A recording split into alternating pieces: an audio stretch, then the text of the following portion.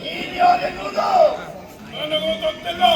ನಾನು ಯಾರೆನ್ನುವುದು ನನಗರಿವಿಲ್ವೇ ಇಲ್ಲ. ಇಬ್ಬರದು ಸರಿಯಾದ ಅಲ್ವಾ?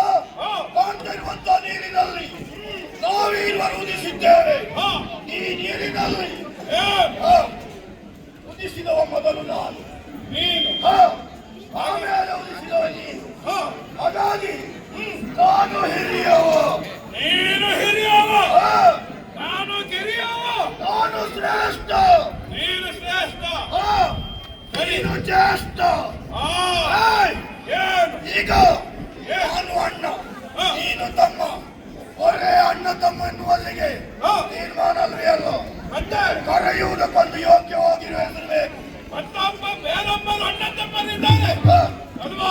ಈಗ ಎಲ್ಲಿಯಾದ್ರೂ ನನ್ನನ್ನ ಅಣ್ಣ ಇಲ್ವಾ ಅಂತ ಕರೆದ್ರೆ, ಇನ್ನೊಬ್ಬ ಅಣ್ಣ ಬಂದ್ರೆ ಮತ್ತೊಬ್ಬ ನಿನ್ನ ತಮ ಅಂತ ಕರೆದ್ರೆ ಇಲ್ಲ.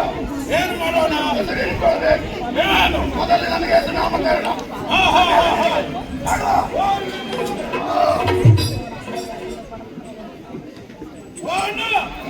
ಒಳ್ಳೆ ಹೆಸರನ್ನು ಇಡ್ತಾನೆ.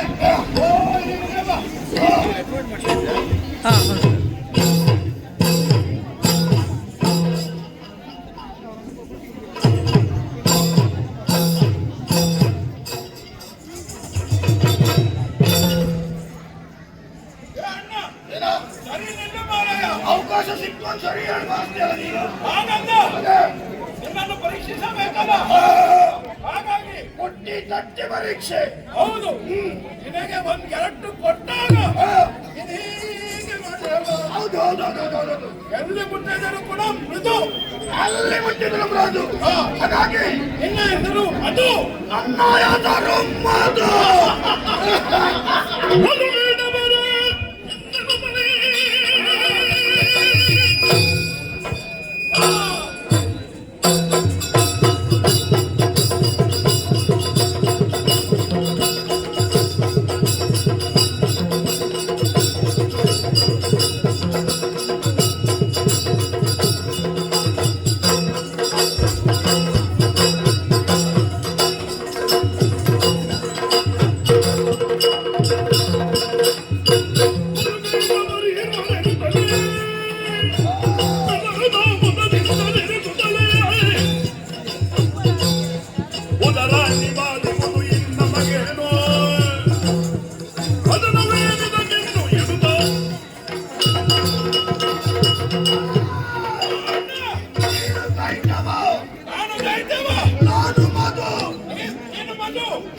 ಮಧು ಕೈತವರು ಅಲ್ವಾ? ಒಳ್ಳೆ ಹೆಸರು ನಿನ್ನ ಹೊಟ್ಟೆ ತುಂಬುದಿಲ್ವೇ ಇಲ್ಲ. ಈಗ ಆಗ್ತಾ ಇರೋದೇನು?